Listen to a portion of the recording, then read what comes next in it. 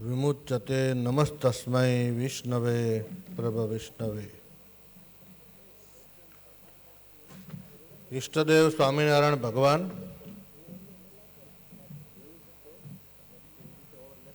અપ્રાંતના રાજાધિરાજ દેવ ભગવાન શ્રી રાધારમણ દેવ નિજ મંદિરમાં બિરાજમાન ઘનશ્યામ મહારાજ, વ્યાસ પીઠને શોભાવતા આદરણીય પૂજ્ય શાસ્ત્રી સ્વામી શ્રી બાલકૃષ્ણદાસજી સ્વામી,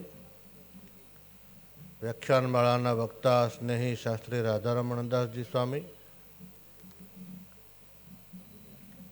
બાપુ સ્વામી, હરિવલ્લભ સ્વામી, ધર્મસંભવ સ્વામી, વિવેક સ્વામી, રાધારમણ સ્વામી, એ બધા સંતોના નામ લીધા છે એટલે પુનરાવર્તન નથી કરતો. બધા જ સંતો આ મહોત્સવના મુખ્ય યજમાનો, સહયજમાનો, કથાના યજમાનો, વિવિધ પ્રકલ્પોના બધા યજમાન ભાઈઓ, સૌ સત્સંગીઓ, સૌને જય સ્વામિનારાયણ. સંગીતના મિત્રોએ સરસ કીર્તન ગાયું, ચંદુભાઈની યાદ તાજી કરાવી.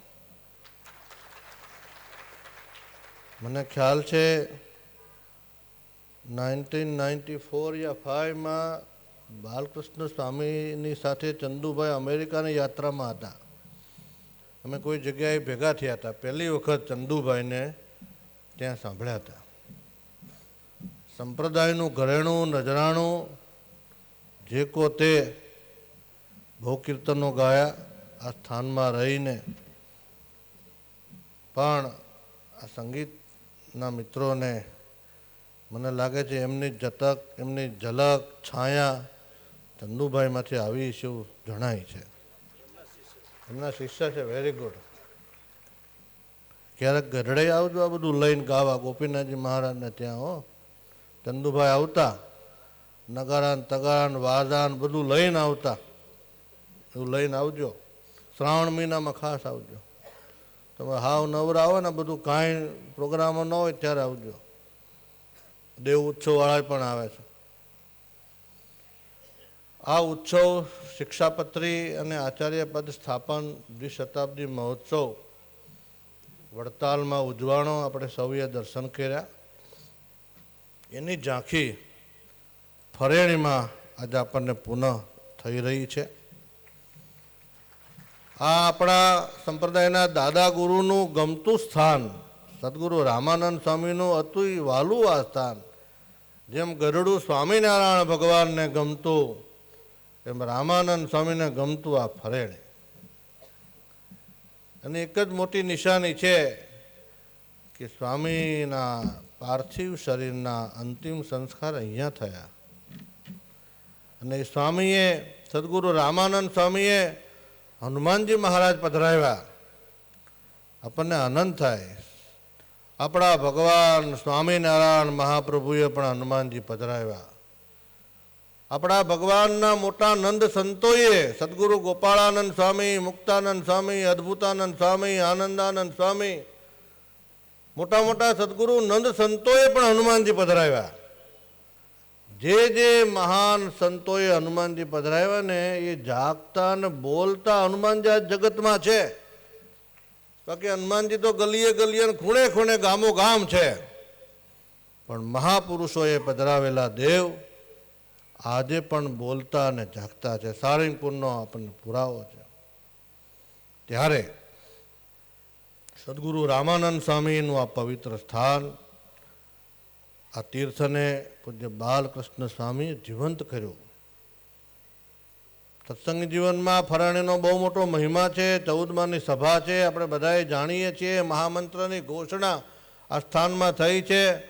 અને મને ખબર છે, હું જ્યારથી શાસ્ત્રી મહારાજને જાણું છું ને ત્યારથી એક મોટું જબરું વેન રાખતા. હમણાં જ ખબર નથી. એ વેનમાં વાદાવાળા, નગારાવાળા, તગારાવાળા, સાધુ, પાળા બધા અંદર ભર્યા હોય. આખું ફરેણીમાં લઈને સામે નીકળે. એક દિવસ લઈને અમારે એ બાજુ ત્યાં ડાકોર બાજુ આવ્યા હતા. મેં કીધું અહીં કોઈ સત્સંગી નથી, પણ કે હોય કે ન હોય, સ્વામિનારાયણનું નામ અમારે દેવું છે. આ જે તાણ છે ને જીવમાં, એનો આ પ્રતાપ છે. સ્વામિનારાયણ ભગવાનના મહામંત્રનો કેટલો પ્રતાપ છે. કાલે કોઈ વોટ્સઅપમાં મૂક્યું, આ ફરતું ફરતું આવ્યું. એક જાપ કરવાથી કેટલી ગાયોનું દાન કરવાથી પુણ્ય થાય છે. જો આપણે એક ગાય ગોતવા જઈએ, નહીં જડતી, ગીરની ગાર જોઈ છે, આ લોકો 2 લાખ રૂપિયા આલીએ તો નહીં મળતી. પણ એક મહામંત્રના જાપથી 1 કરોડ ગાયોનું દાનનું પુણ્ય મળે છે. વિવેક સ્વામી સાંભળજો, આટલું મોટું મહાપુણ્ય જેણે પણ સંશોધન કરીને મોકલ્યું છે એને ધન્યવાદ છે. સ્વામિનારાયણ ભગવાનના મંત્રનો તો કેટલો પ્રભાવ છે. મોટા સંતોએ ખૂબ ગાયો છે, અહીંથી પણ ખૂબ ગવાણો હશે. વિશેષ સમયમાં નહીં લઉં. અમારી સાથે આવેલા અમારા ગઢપુર ટેમ્પલ બોર્ડના સલાહકાર આદરણીય પૂજ્ય બાપુ સ્વામી પણ અહીંયા બિરાજમાન છે. ધર્મવિહારી શાસ્ત્રી સ્વામી, માધવ સ્વામી, ભગવતદાસ સ્વામી, પીપી સ્વામી, રામપુરાના મહંત ધર્મનંદન સ્વામી, આ બધા સંતો વતી આ મહોત્સવની ખૂબ શુભકામના ઈચ્છું છું. ભગવાનને પ્રાર્થના કરું છું કે જેમ રામાનંદ સ્વામીના જીવમાં ફરેણી હતું ને, એમ બાલકૃષ્ણ શાસ્ત્રી મહારાજના જીવમાં પણ ફરેણી છે ને છેલ્લા શ્વાસ સુધી આ ફરેણીનો વિકાસ એમના હાથે લખાણો છે. ભગવાનને પ્રાર્થના કરું. રાધારમણ દેવનું આ મોટું નગર છે. રાધારમણ દેવને પણ આ ફરાણી ધામથી બહુ મોટું પોષણ ભવિષ્યમાં થશે. આટલું ભવ્ય મંદિર અહીંયા બંધાય છે. કેટલો સુંદર પથ્થર છે. મેં હમણાં પૂછ્યું સ્વામીને, આ કયો પથ્થર છે? રાજનગરનો પથ્થર, ધોળો દૂધ જેવો પથ્થર.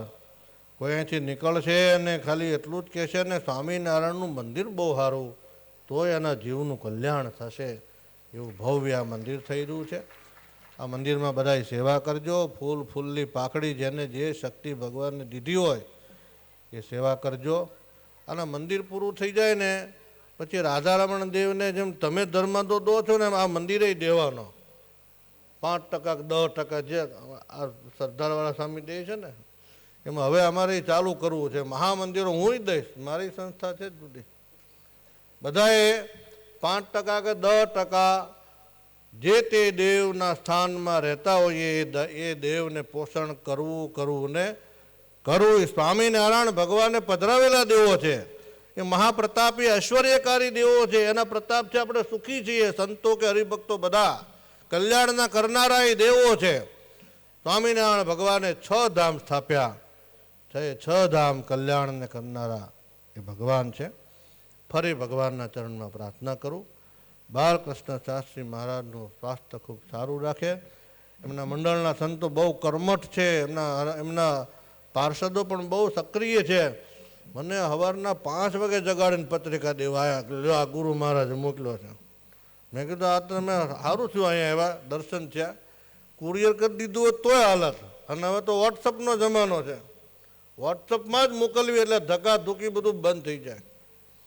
પણ શાસ્ત્રી મહારાજની સાથે હેત છે, કર્મઠ સાધુ છે. સંપ્રદાયની ખૂબ સેવા એમના દ્વારા થઈ રહી છે. ત્યારે સહેજે હેત થાય કે આટલું મોટું ભવ્ય મંદિર અને આ સ્થાનનો જીર્ણોદ્ધાર થતો હોય ત્યારે ભગવાનને પ્રાર્થના કરીએ કે આમાં જે ભક્તોએ સેવા આપી છે કે આપવાના છે, બધાનું ભગવાન રૂડું કરે.